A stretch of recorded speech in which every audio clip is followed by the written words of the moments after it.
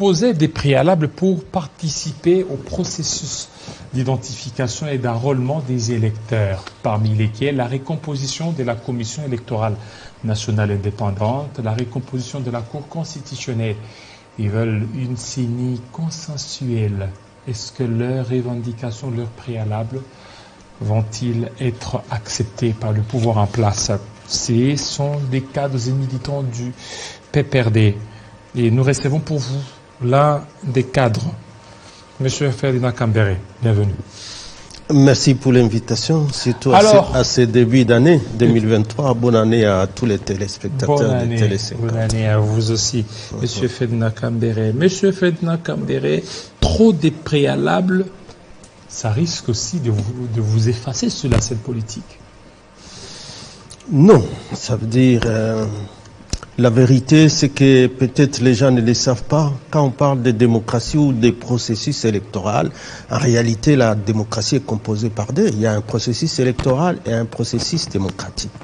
Mais à ce qui concerne les processus démocratiques,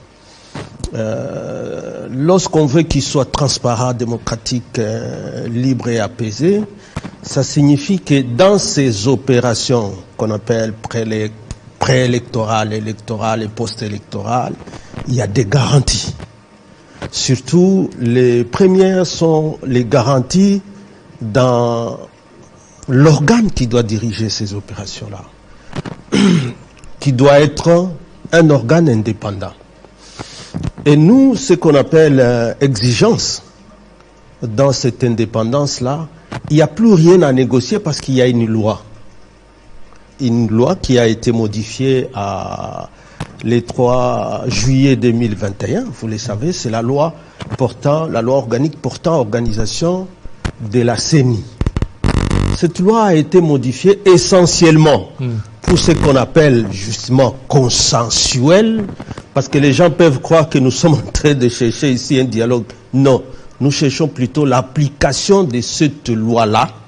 Parce qu'au moins, dans son élaboration, dans son vote, dans la promulgation, au moins le FCC, étant déjà considéré comme opposition, a discuté de cette loi du début à la fin. Et a été d'accord avec les modifications, sinon améliorations apportées à l'article 10 et à l'article 12. Et pour aller vite, l'article 12, contrairement à l'ancien article 12 de la loi organique portant organisation de la CENI, il y a eu des précisions, surtout dans les modalités de désignation des membres, des composantes concernées par les postes qui sont alignés à l'article 10. Et ce que nous reprochons à ces processus ici, c'est que, alors qu'il est clairement établi que dès que on doit passer à la désignation, la composante concernée doit établir un procès verbal de désignation de ses membres, l'envoyer avec les pièces afférentes au bureau de l'Assemblée nationale. C'est simplement après ça que maintenant le bureau peut constituer la commission paritaire. Mais vous avez refusé chaque fois lorsque le bureau vous a convoqué, vous aviez refusé catégoriquement. Alors comment? Le bureau n'avait pas à nous convoquer, le bureau avait à attendre parce que le bureau avait écrit aux composantes que nous composions.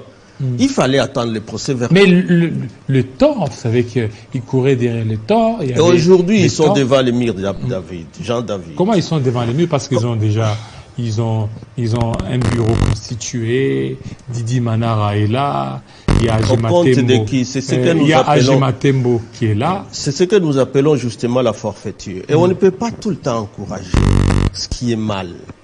Quand il y a violation de la loi, alors si on est vraiment dans un état de droit, alors c'est la loi qui doit être au-dessus de tout. On ne peut pas toujours se considérer plus malin que les autres. Les lois, vous ne les exécutez pas. La Constitution, pour vous, ne vaut rien. Et vous mettez de manière cavalière un organe que tout le monde attend qu'il soit indépendant pour suivre le processus. Et donc, vous voulez mettre les gens devant un fait accompli. Alors maintenant... Et là, à ce moment-là, est-ce que nous sommes encore dans un état de droit ou c'est simplement un état plutôt des individus forts? Est-ce que le fait pour le PPRD de ne pas aller au processus, Est-ce que ça a été bien réfléchi? Vous ne voyez pas que vous êtes en train d'appliquer la politique de la chaise vide? Et justement, la politique de l'UDPS de 2006? Non, il y a même pas à comparer, il y a même pas à comparer. On ne fait ni la politique de chaise vide, on ne fait ni les boycotts, parce que les élections, nous continuons à les exiger, qu'elles soient organisées dans les délais.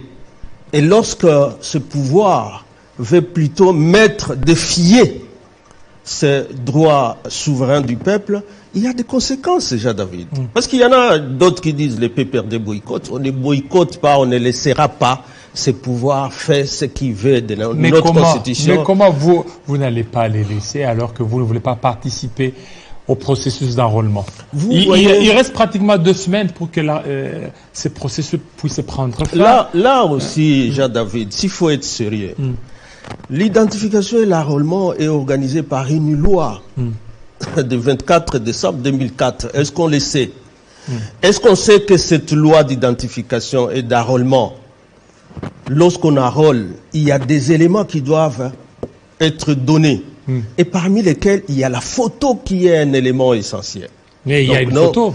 Mais comment? Tout le monde sait, j'ai vu une vidéo qui est devenue, en dehors de la vidéo de nos mamans, de plusieurs vidéos d'ailleurs, de nos mamans qui contestent ces photos-là, qui ne se reconnaissent pas sur ces cartes-là. Mais c'est noir et blanc. Il y a le professeur Benoît Boissa qui lui aussi a dit... C'est provisoire parce qu'il y a la carte d'identité qui sera là. L'IP est en train de faire. Nous sommes en train de parler du processus électoral. Oui, effectivement. Nous sommes en train de parler. C'est concomitamment avec l'IP. Non, justement, c'est. Mais lorsque vous enregistrez, nous qui avons eu la chance d'aller se faire enrôler, aussi enrôler, il y a la partie CENI, de l'autre côté, partie au NIP. Non, justement. Jean-David, il ne faut pas tricher comme ça. Donc parce que la photo là, un fichier, l'enrôlement et identification des électeurs, ce n'est pas des citoyens. C'est pour constituer ce qu'on appelle un fichier électoral. Parce que ce fichier-là, en réalité, s'il est corrompu d'avance, il ne pourra pas être une bonne base pour organiser des élections. Parce que lorsque vous flouez volontairement la photo sur la carte d'électeur, ça signifie qu'il y a une démarche dans laquelle on est, dans laquelle c'est Kadima est. Moi, je vois les gens même du régime, comme le prof, et même déjà dénoncé, demander que les ministères de l'Intérieur interpellent la CENI, demander que les parlements interpellent pour la mauvaise qualité. En réalité, ce travail qui est en train de faire cette CENI contestée, c'est un travail de tricherie massive qu'ils organisent. Parce que lorsque les photos, il y en a qui disent que c'est des photos noires et blancs, mais ce ne sont pas des photos noires et blancs, c'est des photos flouées à volonté. Tronqué à volonté. Non, les photos floues, c'était les photos lors des premières semaines, mais les 2 dernières semaines, les choses se sont améliorées. Il y a maintenant des photos noires et blancs, mais on identifie Ferdinand Kambere là. Sûrement, au début, il y avait des ratés, mais ils ont essayé un peu de rattraper. Ceux qui ont osé aller, c'est eux-mêmes qui reviennent. Et nous sommes un grand parti politique. Nous faisons les monitoring de toutes ces contestations autour de ça, du manque de sérieux dans la constitution de ces fichiers électoraux. Donc on ne peut pas parler des élections lorsqu'il n'y a même pas un fichier fiable. Alors maintenant, pour vous, le PPRD, tantôt vous dites que vous avez un candidat à l'élection présidentielle, mais comment vous allez voter pour ces candidats si vous ne vous êtes pas fait enrôler? Je vous dis, il n'y a même pas de fichier électoral. Il n'y a pas de fichier. Et c'est que c'est fait là, c'est en train d'être constitué, non? C'est un fichier déjà corrompu d'avance, d'abord par la qualité de ceux qui sont en train de les constituer, mais aussi par tout ce qu'il y a comme flou, erreur et corruption dans la consignation sous la carte des éléments d'identification. Parce qu'à ce moment-là, ça sera déjà qu'il faut se faire enrôler 10, 20 fois pour voter demain 10, 20 fois. C'est pas normal. Alors maintenant, on doit respecter ces pays. Et il n'y a pas que ça. Oui. Il n'y a pas que ça. Quand on parle de l'enrôlement et identification, on doit le voir sur toute l'étendue de la République.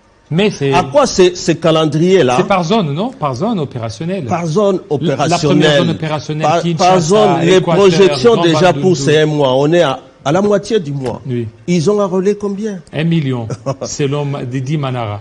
Plus d'1 million. Où? Plus d'1 million. Alors qu'on attendait 17 millions. Non, ça c'est sur la première zone. Sur la Non, première zone c'est ce que je vous dis. Ils attendaient 17 millions et on vous dit moins d'1 million. Si Manara parlait d'un million, il a quelle preuve? Mais quel est le sérieux qu'on pourra apporter à un tel fichier? Non, ils attendent combien? Vous attendiez 17 millions. 17 millions pour la première zone opérationnelle. Pour la première zone opérationnelle. Mais 17 millions lors de la et à première 2 semaine semaines déjà. vous Donc avez à 1 moins de million. 2 semaines, vous n'avez qu'un million. S'il faut aller même dans les chiffres qu'ils ont donnés, est-ce qu'il y a du sérieux de ça? Et lorsque maintenant on sera dans les zones plus compliquées où il n'y a même pas la sécurité, où la sécurité de notre pays a été sous-traitée à une autre force régionale, là où il y a MONUSCO, les FARDC n'ont rien à dire, ils commandent en second. Mais ils vont prolonger, non? Ils vont prolonger. Donc, à quoi alors on est sérieux avec ce qu'on fait? Prolonger, parce que le mandat là est éternel, il va s'éterniser. Alors, mais là, vous voulez quoi? Nous qui voulons, ou ce sont les lois de la République vous qui le demandez l'organisation des élections à bonne date, selon les délais constitutionnels. Entre-temps, vous posez des préalables. Vous ne voyez pas que ça va retarder la machine, alors que la machine a déjà décollé? C'est pour vous dire justement que c'est la volonté plutôt de ceux qui sont au pouvoir qui ne veulent plus partir. Ils n'ont jamais eu la volonté d'organiser correctement des élections transparentes, libres et démocratiques. Parce que si on l'avait voulu, on ne pouvait pas d'abord signer plusieurs accords qui sous-traitent la sécurité à l'Est.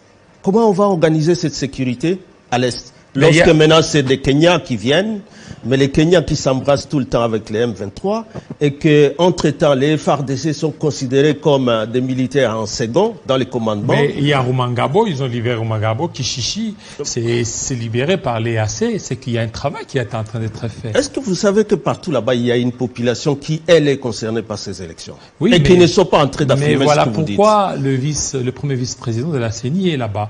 Il est là pour sensibiliser, voir, parce qu'au mois de février, ça va commencer. Lui va faire un vice-président, selon vous, de la CENI. Oui. Lui, il va sécuriser. Qui représente le PPRD. Il va sécuriser mieux que le gouvernement. Il représente le PPRD. Non, il ne faut pas se moquer. Aide de nos lois, David. Mais Didi Manar est venu du PPRD. Je vous dis, tu vas, on l'a vu très virevoltant. Quand il revient de là où il est allé, tu l'inviteras ici et il te montrera le procès verbal de sa désignation par le PPRD. Donc il n'a jamais été désigné par le PPRD. Donc il est là par fraude. Voilà. Tu as dit. Et ils savent. Ils savent. Tous. Et les Mbosso qui ont entériné cette fraude. Et le président qui a installé par son ordonnance cette fraude. De la fraude, tout est corrompu. Voilà pourquoi on dit on ne reconnaît pas cette Alors, mais CENI. est-ce que votre... Et ce que cette CENI est en train de faire ne nous concerne pas. Alors, votre position concerne-t-elle aussi le FCC ou seulement d'abord vous? Non, on a bien dit que c'est une position du FCC, parce que nous ne faisons, le PPRD n'a fait que rappeler cette position du FCC, parce que c'est le FCC qui constitue la grande famille politique de l'opposition, et c'est le FCC qui est représenté au niveau de l'Assemblée nationale. Comme parti le plus grand ou la plus grande plateforme politique de l'opposition, c'est le FCC. Mais il y a vouloir constituer ainsi, alors que vous avez une loi modifiée et complétée de 2021, vous amenez à la place du FCC d'autres erguimènes qui n'ont aucune représentation au sein de l'Assemblée nationale. Est-ce qu'on est sérieux? Il représente quoi là-bas? Oui, AG Matembo qui représente quoi? Qui est là, mais il est venu s'il vous plaît, du FCC. Ça, je crois qu'on a déjà fait 3 cycles électoraux. Et il ne faut pas se moquer comme ça. Est-ce que vous ne voyez pas que ce sont les mêmes erreurs pourquoi les mêmes erreurs commises par le PPRD dans le passé, aujourd'hui, ça vous rattrape. Regardez, vous aviez parlé des préalables, de que il ne faut pas exclure d'autres candidats, sinon vous allez appliquer l'article 64. C'est presque la même politique. Quand tu dis les mêmes erreurs, tu veux parler de quoi? Non, moi, je te dis qu'il y a une loi qui a été votée, oui ou non, et consensuellement acceptée. Ça a été voté et ça a été promulgué. La loi en 2021. Cette loi, le 3 juillet. Cette loi, toutes les améliorations dans cette loi ont été voulues par tous les partenaires. Et vous aussi, vous avez accepté cette loi? Mais bien sûr, on a discuté de cette loi composée à la CENI. Celle que nous contestons, c'est celle d'après, la loi électorale. Ce que nous contestons aussi, parce que c'est de là qu'est partie la crise, la déstructuration de la Cour constitutionnelle. Parce que c'est dès qu'une fois elle était déstabilisée, vous avez vu les arrêts d'interprétation pour justifier cette transhumance et honteuse qui a constitué cette majorité de l'Union sacrée. Et la crise qui a commencé là, voilà, il continue. Même constituer un simple fichier sans avoir qualité, même rien que la petite volonté de le faire, ils ne savent même pas constituer un fichier électoral. Vous parlez de quelles élections? Et vous parlez de quels candidats? Ils vont s'aligner par rapport à quoi? Et vous, donc, ce sont des préalables, non seulement dans les organes qui doivent gérer ce processus-là, mais aussi les fichiers, dès qu'il est établi, on doit tous se mettre d'accord qu'il n'est pas corrompu. Mais celui-là, allez, tout le monde voit que tout est corrompu. Alors maintenant, les élections 2023. Le PPRD ne veut pas qu'on puisse écarter certains candidats. Qu'est-ce que cela veut dire? Ça fait partie de vos préalables. Mais bien sûr, l'inclusivité, c'est cela. L'inclusivité, c'est Mais cela. en quoi cela va vous concerner? Parce que d'abord, si vous n'êtes pas partant et que ce processus va jusqu'au bout et qu'on parvenait peut-être à écarter un ou deux candidats. Jean-David, tout le temps, vous croyez qu'il va rééditer ce que nous faisions. Nous, il y avait des lois qui étaient respectées et les composantes qui participaient. Il n'y a jamais eu ce qu'on est en train de voir où il y a mépris de la Constitution, mépris de la loi qui organise l'identification et enrôlement, mépris de la loi composée à la CENI. Et aujourd'hui, il y a absence de la loi électorale et vous continuez à dire de parler des élections. Oui, vous mais croyez ils disent que dans une république comme celle-ci, le pays occupé par les armées étrangères, pour l'essentiel, il faut continuer à parler des élections dans notre pays. Donc le peuple de l'Est là, hier, quand ils ont voté, ils ont participé à l'élection présidentielle législative. Aujourd'hui, donc, quand vous parlez des élections, vous ne voyez que Kadima, vous ne voyez que l'Union sacrée. Ce pays appartient à eux. Parce que quand on parle des élections, c'est une question de souveraineté du peuple. Nous avons, moi personnellement, j'ai reçu certains cadres de partis adverses qui disent. Donc c'est du copie-coller. C'est que le PPRD a fait dans l'ancien temps. Non, c'est faux. C'est-à-dire qu'il y a eu d'autres candidats qui ont été empêchés, monsieur le journaliste, le ciel n'était pas tombé. Et nous aussi, ici, il y a une loi qui écarte d'autres candidats, le ciel ne tombera pas. Non, c'est qu'il y a une jurisprudence. C'est l'effort que vous faites pour vouloir trouver une jurisprudence. C'est l'effort. Pour parler de jurisprudence, il faut d'abord qui est la même compréhension des textes qui nous régissent. La Constitution, toutes ces lois que je suis en train de vous citer. S'il n'y a pas cette compréhension et qu'on se croit au-dessus de ces lois-là, s'il vous plaît, ne croyez pas que vous irez jusqu'au bout dans cette logique-là. Déjà là, lorsque rien que le fichier, tout le monde le décrit, lorsque la question de la sécurisation, l'Est est toujours en insécurité. L'Est, sur invitation du gouvernement, les accords du gouvernement qui nous ont mis dans ces accords d'Est African Community. Allez à l'Est et demandez aussi. Alors qu'est-ce que maintenant le PPRD prépare? Non, c'est pas le PPRD. Demandez plutôt la responsabilité, c'est à ces régimes. C'est à ces régimes, nous l'attendons à la fin. À la fin du processus? À la fin du processus, parce que s'il n'y a pas des élections acceptées par tous, et alors ça veut dire quoi? Ça veut dire quoi? Nous attendons qu'ils nous disent, ça sera quoi? Oui, mais... Ils vont dire que le ciel ne va pas tomber, ils seront là. Nous, on attend. Mais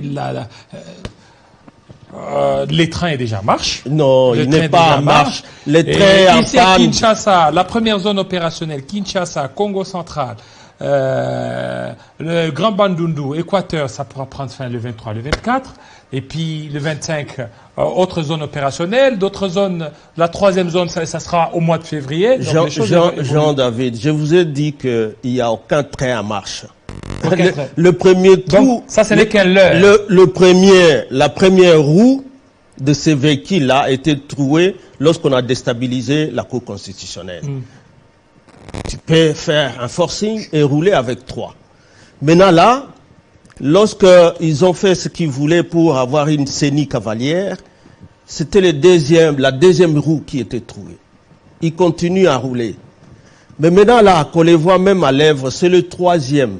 Et ici, on attend simplement de les voir, parce que maintenant, ils roulent qu'avec 3 trous troués, et ils vont arriver à destination quel jour? Donc, il n'y aura pas de destination heureuse. Nous, on est en train de les voir boitillant, un régime finissant qui n'a pas de bilan à présenter, qui essaie de dire non, il y a une jurisprudence, nous voulons, c'était pareil. Non, ce n'était pas pareil. Et donc, les moments n'étaient pas les mêmes, les contextes n'étaient pas les mêmes. Vous vous attendez à une alternance? Pardon? Vous vous attendez à une alternance, c'est-à-dire à une passation, c'est-à-dire que le président, qui est élection. Vous voyez autre chose que ça, Jean-David? Le Raïs Joseph Kabila a créé ça, ça devrait être une culture. Chacun, Monsieur Ferdinand, aujourd'hui, vous voulez le départ du président Félix Tshisekedi. Quoi? Nous demandons aussi la Constitution. Voilà, il partira, non? Effectivement. Vous pensez qu'il ne partira pas? Il partira. C'est la fin du mandat. Les mandats, c'est 5 ans. Effectivement, avec la volonté. Maintenant, à la fin de son mandat, le seul moyen de le faire partir, c'est lequel? Des élections. C'est toi qui dis les seuls. Lorsqu'un groupe d'individus s'accapare du pouvoir. L'article 64 de la Constitution. Il ne faut pas dire les seuls. C'est le peuple qui décide. Le peuple. Et alors voilà. C'est le peuple qui décide. Merci beaucoup. Notre Constitution est riche, c'est un instrument. Je crois que tout ce qui demandait qu'elle ne soit pas modifiée, ils sont aujourd'hui au pouvoir. Aujourd'hui, ils n'ont pas réussi à modifier ça. Ils n'ont rien mis dans la loi. Pardon? Faudra-t-il aussi que le peuple vous suive? Le peuple là est en train de suivre Jean-David. Si aujourd'hui le peuple n'arrive même pas à s'enrôler, non seulement parce que d'abord l'opération est mauvaise à soi, mais il n'y a rien de volontaire. On le voit. On vous dit il y aura 10 machines, on trouve qu'une machine. Et même quand vous allez devant la machine, c'est des gens qui ne sont pas prêts à enrôler ceux qui viennent volontairement. C'est des familles plutôt entières qui sont connues par ceux-là qui enrôlent et que nous savons qu'ils n'ont été recrutés que dans une famille politique. Rien d'indépendance dans cette décennie-là. Donc nous, on attend. On est de l'opposition. On fera ce qui est comme mécanisme qui nous est proposé légalement et constitutionnellement pour barrer la route à ces régimes finissants. Voilà, merci beaucoup Ferdinand Cambéré. Merci Jean-David. Alors, le vice-président de l'ONEL, tout de suite, nous allons parler toujours du processus. Est-ce que la reprise des cours va-t-elle entraver l'enrôlement des électeurs?